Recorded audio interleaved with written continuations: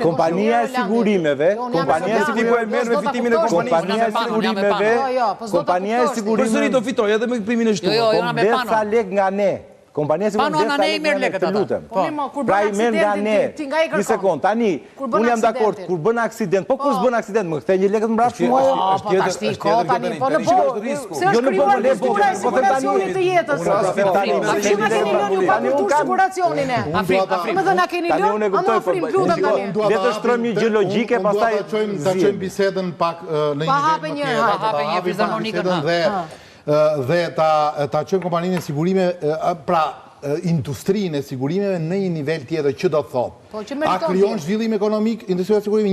1. A e shpërndan riskun? 2. A krijon stabilitet ekonomik? 3. Dhe a krijon investime? 4. Të gjitha primi sigurimi nuk është për zhvillim ekonomik. Dhe këto janë ke gabim. Jo, për kompanit, thotaj. Pa diskutim. Ritmi nuk është politik, është për menaxhimin e mosmarrëveshjeve në aksident. S'ka lidhje me kompania e sigurimit është një ndërmjetës mes teje dhe atij që shkakton dëmin ose mes atij që shkakton dëmin ty për burimin e primit. Ti aksioner.